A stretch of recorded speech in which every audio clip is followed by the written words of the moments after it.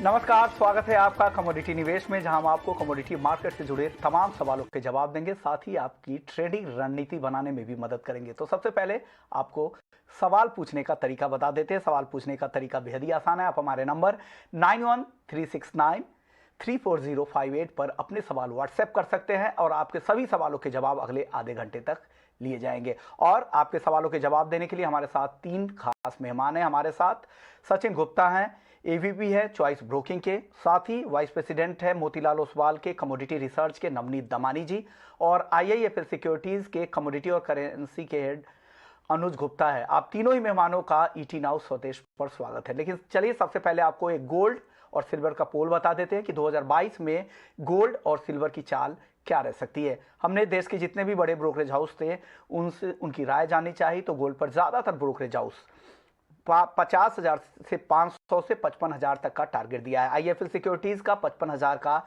2022 के लिए गोल्ड का टारगेट है। वहीं ट्रस्ट लाइन का भी 55,000, ऑगमोंट गोल्ड का 55,000, एसएमसी ग्लोबल ने 54,000 का टारगेट दिया। वहीं चॉइस ब्रोकिंग ने 54,000 का दिया।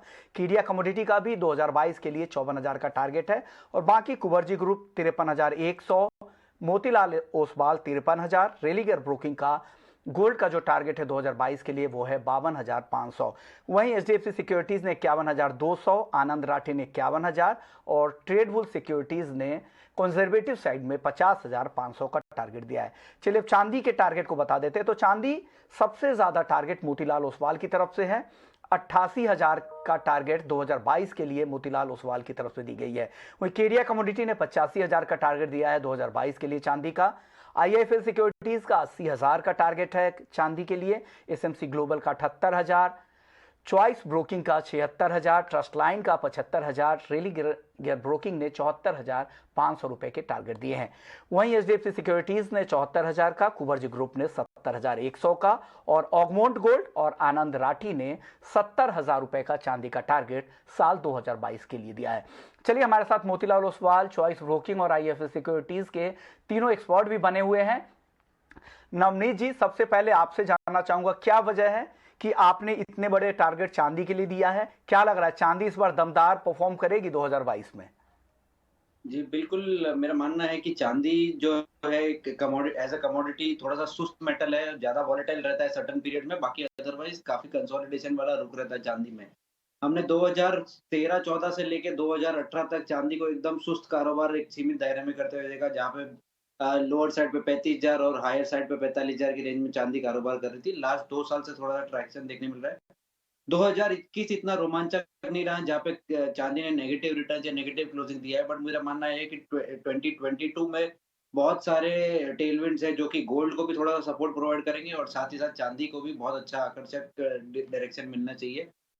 कंपेयर करें अगर कुछ सिलेक्ट बेस मेटल से, तो चांदी का सब्स्टिट्यूशन डिमांड बहुत एग्रेसिवली मुझे लगता है कि बढ़ना चाहिए 2022 में, जिसकी वजह से थोड़ा बहुत ट्रैक्शन देखने मिलता चाहिए। और साथ ही साथ ईटीएफ्स भी काफी देशों में लॉन्च हो रहे हैं। भारत में की भी अगर हम बात करें तो ईटीएफ्स चांदी के इस महीने या अगले महीने तक लॉन्च हो जाएंगे, तो इसके वजह से भी थोड़ा सा इंक्रीमेंटल डिमांड देखने मिल सकता है। बायस स्ट्रांगली पॉजिटिव है और मुझे लगता है पहला टारगेट 80-82 हजार होगा और फॉलोड बाय 88,000 तक की आपको तेजी देखने मिल सकती है। टेक्निकल पैरामीटर्स में भी $30 से लेके $32-33 तक की अपसाइड मुझे लगता है कि चांदी में संभावित तौर पर देखने मिल सकती है।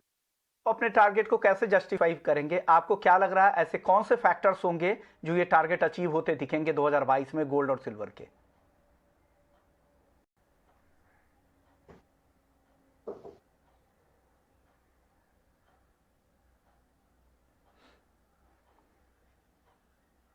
अनुज जी, मैं आपसे जानना चाह रहा हूं कि 2022 के लिए जो आपने गोल्ड और सिल्वर का टारगेट दिया है जी, इसके पीछे ऐसे कौन से फैक्टर्स आपको लग रहे हैं जो ड्राइव करेंगे?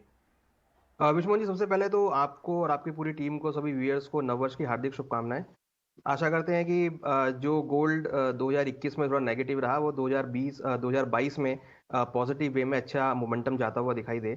देखिए, जो कारण है हमारे जो टारगेट देने के पीछे, उसके पीछे सबसे बड़ा तो हम जो ओमिक्रॉन की वजह से लॉकडाउन की स्थिति आते हुए देख रहे हैं, वो सबसे बड़ा रीज़न है। उसकी वजह से हमने देखा है कि जो मैक्सिमम करेंसीज हैं वो सब डेप्रिशिएट होती हुई दिख रही हैं। तो कहीं ना कहीं जो इन्वेस्टमेंट डिमांड है वो हम इस बार गोल्ड में आती हुई देखेंगे। हालांकि लास्ट ईयर अगर हम बात करें तो ईटीएफ की डिमांड बिल्कुल कम थी। उसके विपरीत भारत के अंदर फिजिकल डिमांड भी ज़्यादा थी और हमने यूएस के अंदर भी फिजिकल डिमांड देखी थी। मुझे लगता है कि 2022 में अगेन फिजिकल के साथ साथ ईटीएफ की डिमांड हम यहाँ पर अच्छी आते हुए देखेंगे, क्योंकि ईटीएफ जो है एक इन्वेस्टमेंट का टूल देखने को मिला है और अब ईटीएफ सिल्वर के अंदर भी आता हुआ दिख रहा है, तो इन्वेस्टमेंट जो है वो काफ़ी ज़्यादा यहाँ पर देखने को मिलेगी। साथ में जो इन्फ्लेशनरी प्रेशर है वो मार्केट को सपोर्ट करेगा। तीसरा जो मेन पॉइंट है, मुझे लगता है कि फेडरल बैंक की तरफ से जो इंटरेस्ट रेट बढ़ाने को लेकर मार्च तक किया है, मुझे लगता है कि वो आगे पोस्टपोन होता हुआ दिखाई देगा, क्योंकि यूएस के अंदर जो डेटा है वो भी उतने पॉजिटिव नहीं आ रहे हैं, जो कि मुझे लगता है कि उसकी वजह से आपको इंटरेस्ट रेट आगे पोस्टपोन होते हुए दिखाई देंगे, जो कि गोल्ड को एक अच्छा खासा सपोर्ट प्रोवाइड करेंगे। तो हमें लगता है कि गोल्ड सिल्वर 2022 में अच्छा परफॉर्म कर सकते हैं। हालांकि सिल्वर अभी भी अगर हम इंटरनेशनली देखें तो अभी भी अंडरटोन चल रहा है। मुझे लगता है कि यहाँ पर $30 का जो लेवल है, जो लास्ट टाइम हाई बनाया था, वो मार्केट ब्रेक करता हुआ दिखाई देगा और ऊपर में आपको 35 से लेकर $40 तक के लेवल देखने को मिलेंगे, जो कि ऑलमोस्ट 80,000 से लेकर 85,000 आपका एमसीएक्स में आता हुआ दिखाई देगा। गोल्ड भी मुझे लग रहा है कि 1950 से लेकर 2000 तक के लेवल यहाँ पर आ सकते हैं। हालांकि थोड़ा कंसोलिडेशन रहेगा, मगर जिस तरीके से हमने एक अच्छा खासा मोमेंटम यहाँ पर बिल्डअप होते हुए देखा है इन्फ्लेशन की वजह से और यूएस डेटा की वजह से, तो और जो हमने डॉलर में वीकनेस आती हुई देखी है, मुझे लगता है कि जल्दी ही हम एक अच्छा मोमेंटम देखेंगे और ईयर तक मुझे लगता है कि आपको गोल्ड का भाव 52,000 से लेकर 55,000 तक के लेवल को छू सकता है। ओके, चलिए सचिन, अब आपसे मैं जानना चाह रहा हूं कि आपने भी चांदी के लिए 76,000 2022 के लिए टारगेट दिया है और गोल्ड के लिए 54,000 का टारगेट दिया है। आपको क्या लग रहा है, ऐसे कौन से फैक्टर्स होंगे जो गोल्ड को यहां से इन लेवल्स तक लेके जा सकते हैं? आपको क्या लग रहा है?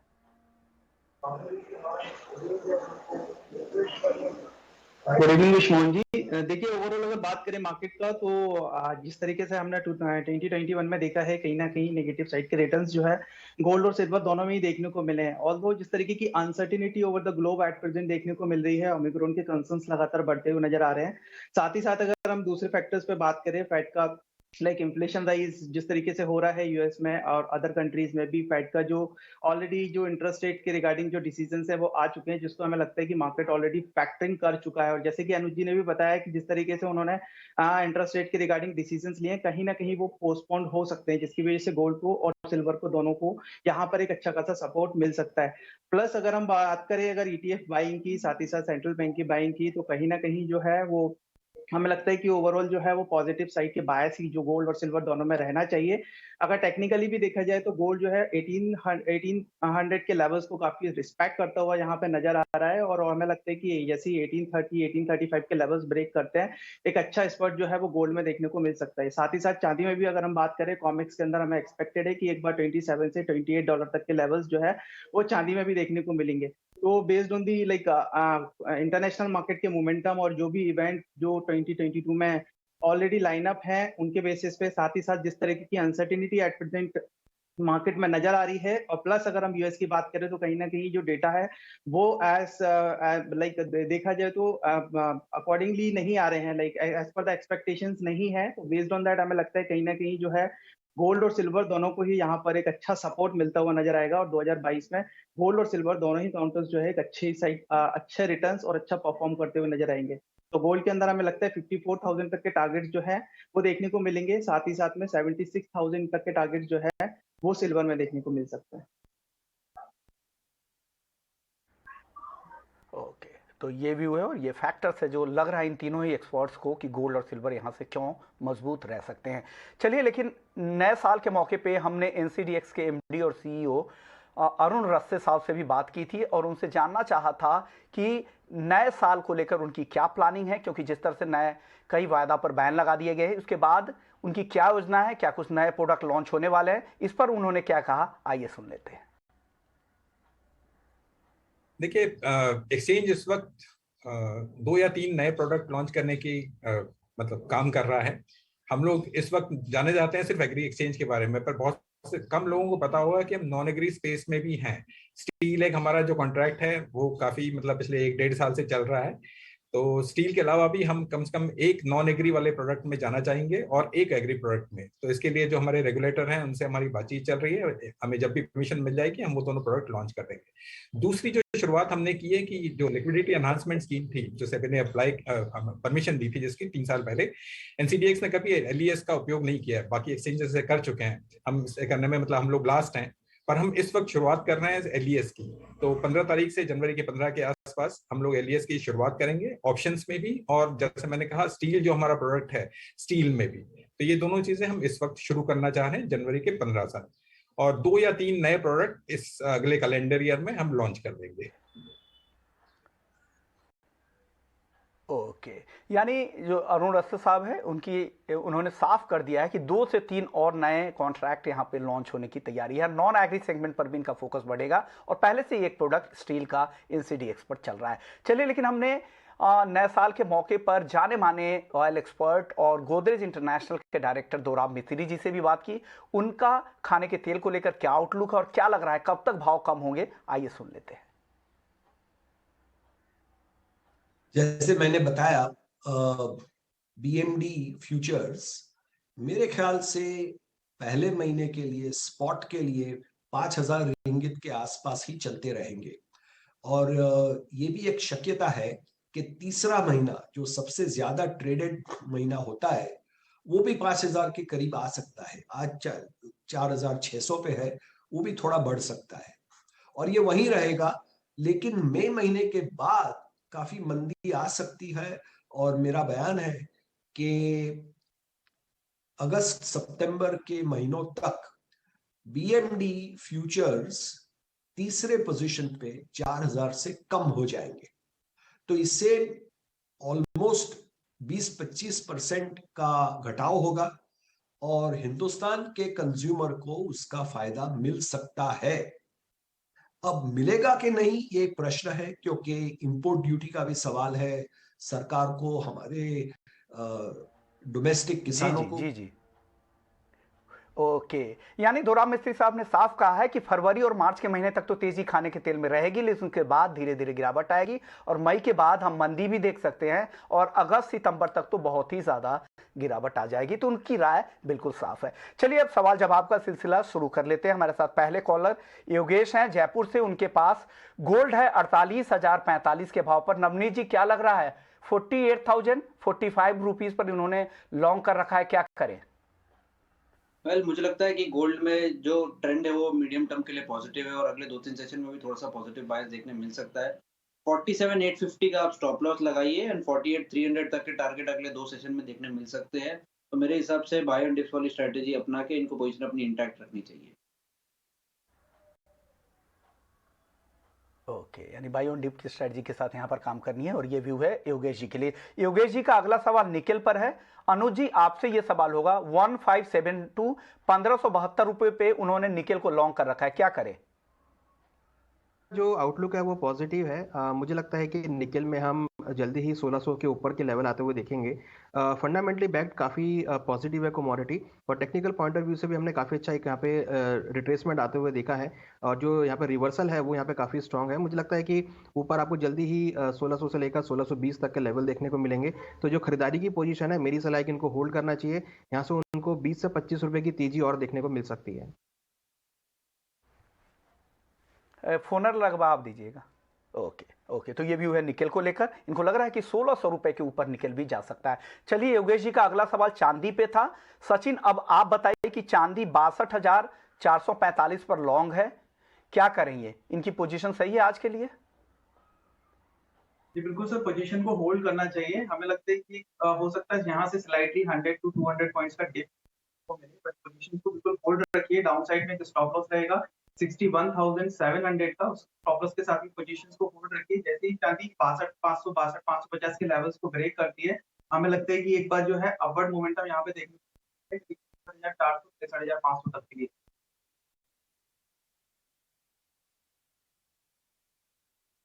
आपको इस पोजीशन को होल्ड करना है, सचिन की राय यही है। चलिए, एक और सवाल नेचुरल गैस पर था इनका कि नेचुरल गैस में क्या करना चाहिए। नवनीत, नेचुरल गैस में क्या अब करना चाहिए इनको?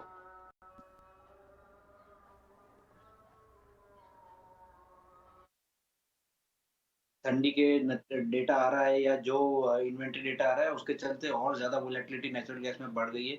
रिटेल निवेशक मेरे हिसाब से इससे थोड़ा-सा दूर रहे तो ज़्यादा बेटर रहेगा। अगर इनके पास ऑलरेडी पोज़ीशन है तो 302 के ऊपर एक बहुत अच्छा ब्रेकआउट आएगा नेचुरल गैस में, जहाँ पर ये और अच्छी 10 से 15 रुपए की रैली देखने मिल सकती है। तो तब तक के लिए पोज़ीशन इंटैक्ट रखिए। निचले साइड पे 278, 272 तक के भी स्तर नेचुरल गैस में पॉसिबल है। ओके ओके, तो ये व्यू है नेचुरल गैस को लेकर नवनीत जी की तरफ से। चलिए अब लेकिन स्पाइसेस पे बात कर लेते हैं, जहां पर जबरदस्त एक्शन है। और खास करके हल्दी के वायदे की अगर बात करें तो अप्रैल का वायदा 10,100 रुपए के ऊपर जा चुका है, 5% से ज्यादा की आज मजबूती है। इसके अलावा कोरिएंडर, जीरे में भी अच्छी तेजी के साथ कारोबार हो रहा है। हमारे साथ स्पाइसेस के जाने माने ट्रेडर हार्दिक सारदा जी है। हार्दिक जी, स्वागत है आपका ईटी नाउ स्वदेश पर। सर, ये टर्मरिक में जो तेजी है इसके पीछे क्या वजह लग रही है आपको? बिल्कुल सर, धन्यवाद। टर्मरिक की तेजी तो आनी ही थी। जो हमने पिछले जब आपका इंटरव्यू था उसमें आपको हमने कहा था कि लगभग 10,000 का भाव छुएगा, क्योंकि डिमांड सप्लाई का गैप और जनवरी फरवरी तक अब जो डिमांड रहेगी इसमें और भी 2-5 रुपए बढ़ने की आशंका है।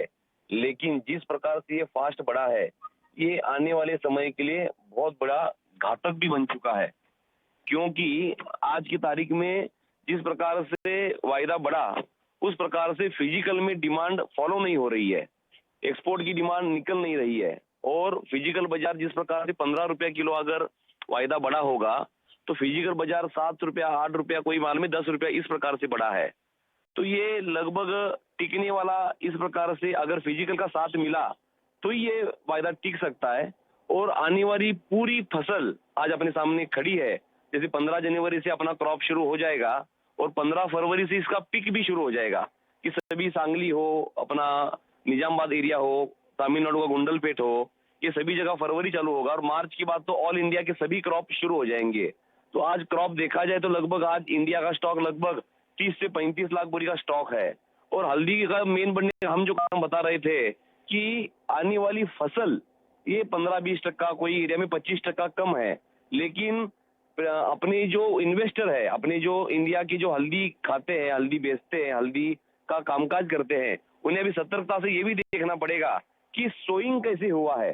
तो हल्दी में जैसे मराठवाड़ा सबसे बड़ा फसल हुआ है, नांदेड़, बसमत, हिंगोली, वासिम, ये नागपुर से लगाकर नीचे बार्शी, बोल तो लातूर, आजू बाजू एरिया में लगभग 50 से 55 लाख बोरी की सोइंग की ये एरिया हो गई है। अगर 15-20% भी फसल कम बोलती है तो 5-7 लाख बोरी, 8 लाख बोरी कम आएगा। फिर भी ये 30 से 35 और बड़ा क्रॉप 40 लाख बोरी तक आ सकता है। इस साल जो मंदी सीजन में आई थी जुलाई के बाद में, ये इसी क्रॉप के कारण से आई थी कि इसकी सोइंग बहुत बढ़ गई थी। और ये बारिश ज्यादा होने से इसकी थोड़ी सी 15-20%, कोई कोई एरिया में 25-30% एरिया में क्रॉप का डैमेज हुआ है। बाकी ना कि सारी एरिया डैमेज हुआ, ऐसा कहाँ भी अपन ने मानने से ये अपने खुद को फंसाने जैसा काम हो सकता है। इसलिए अपने सभी इन्वेस्टरों ने हल्दी के इस भाव में जो मुनाफा वसूली है वो मुनाफा वसूली करनी चाहिए। अपना माल जो भी है वो बेचकर जितना ज्यादा से ज्यादा अपन इसका मुनाफा वसूल कर सकते हैं, क्योंकि पूरी सीजन की क्रॉप सामने खड़ी है। और वापस मुझे लगता है इसमें 15 से 20%, 25% का डाउनफॉल ये लगभग मार्च के बाद में अप्रैल और मई कॉन्ट्रैक्ट के बीच में आ सकता है। इस प्रकार का चित्र आज नजर आ रहा है। हाँ सर, बात बोल रहे हैं कि आपको यहाँ पे मुनाफा वसूली करनी चाहिए। आज की जो तेजी है अपना मुनाफा समेट ले। इनको लग रहा है कि मार्च के बाद 25 से 30% तक की गिरावट आ सकती है। सर, कोरिएंडर और जीरे की अगर बात करें तो यहाँ पर क्या लग रहा है? इसमें ज्यादा सर अच्छा खासा बढ़ा हुआ है। जैसे जैसे शॉर्ट, जब जैसे जैसे रिएक्शन आएगी तो थोड़ी रिएक्शन आके वापस ये मजबूती होगा, क्योंकि इसकी भी डिमांड अच्छी है। और तो इसकी भी धनिया का अगर देखा जाए तो सोइंग काफी कम हुई है। राजस्थान एरिया देखेंगे या गुजरात एरिया देखेंगे तो इसकी भी सोइंग काफी कम हुई है, लोग दूसरे आइटम में डाइवर्ट हुए हैं। तो धनिया में लगभग ये बहुत बड़ा मंदी का कारण नहीं है। धीरे धीरे इसमें भी थोड़ा रिएक्शन, वापस तेजी, थोड़ा रिएक्शन में अच्छा भाव बन सकता है। ओके, तो ये व्यू है स्पाइसेस को लेकर। लेकिन इनको लग रहा है कि हल्दी में बड़ी गिरावट मार्च के बाद आएगी। तो अगर आपको जो अच्छे मुनाफे हाथ आए हैं उसे वसूलने की कोशिश करें। शुक्रिया हार्दिक जी, आपने वक्त निकाला ईटी नाउ स्वदेश के लिए। चलिए कुछ दर्शकों के और सवाल ले लेते हैं। क्रिश दिल्ली से इस वक्त है। कॉपर में सवाल है इनका कि कॉपर में आज शाम के लिए क्या करना चाहिए। नवनीत जी, कॉपर पर क्या आउटलुक है आपका? आज एलएमई मार्केट्स बंद है और मुझे नहीं लगता कि कॉपर में ज्यादा हलचल आपको सेकंड सत्र में भी देखने मिलनी चाहिए। मेरे हिसाब से डिप बाइंग की स्ट्रेटेजी रखनी चाहिए। लास्ट सेशन जो था 31 को, उसमें हमने कॉपर में एक बहुत अच्छा ब्रेकआउट आते हुए देखा है। तो यहाँ पर भी थोड़ा सा अगर करेक्शन आएगा तो बाइंग की अपॉर्चुनिटी के जैसे ट्रीट करिए। आपको 52-55 तक के लेवल्स अगले 1-2 सेशन में देखने मिल सकते।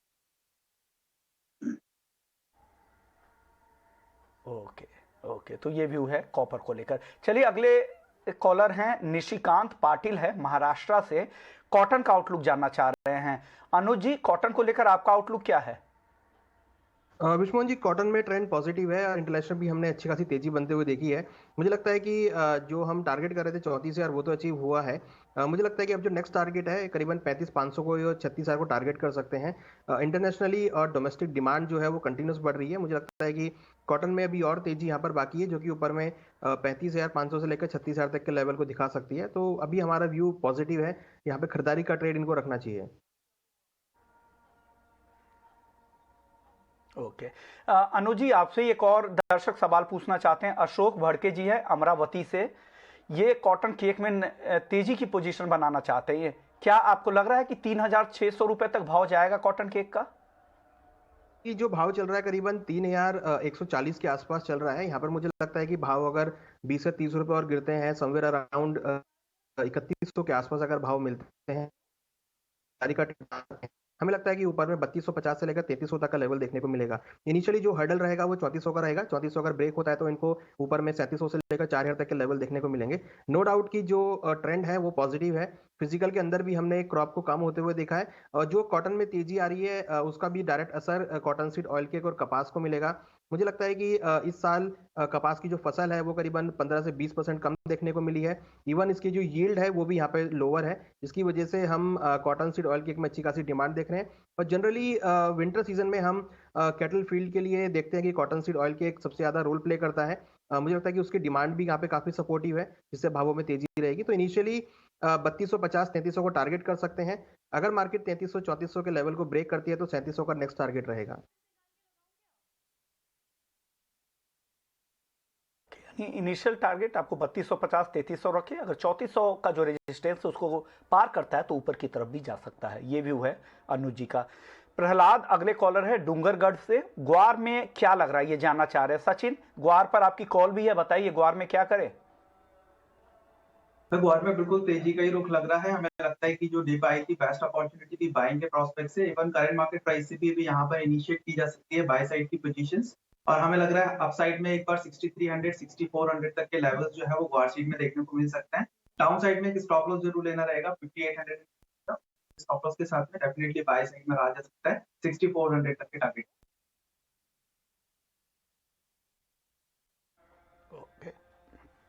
अगले कॉलर गणेश है औरंगाबाद से, कॉटन और सोया तेल इन दोनों पर राय चाहिए इनको।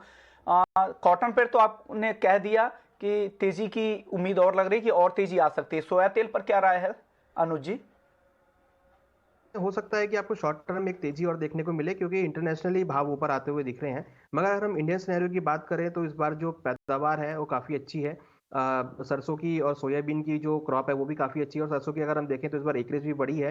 तो मुझे लगता नहीं कि ज़्यादा तेजी यहाँ देखने को मिलेगी। हो सकता है कि आप शॉर्ट टर्म में अगर देखें तो ऊपर में 1200-1230 तक के लेवल देखने को मिल सकते हैं। मगर मुझे लगता है कि सेलोन राइस का मार्केट शायद हो सकता है जो कि नीचे करीबन 1100 तक के भाव को लीड कर सकता है। मुझे लगता है कि इनको वेट एंड वॉच करना चाहिए, खरीदारी अभी ना करें। इनको अगर ट्रेड लेना है तो मेरी सलाह में बिकवाली का ट्रेड ले सकते हैं, ऊपर में 1200 से लेकर 1220 के आसपास। नीचे तक मुझे लगता है कि आने वाले 1 या 2 महीने में 1100 तक के लेवल देखने को मिल सकते हैं।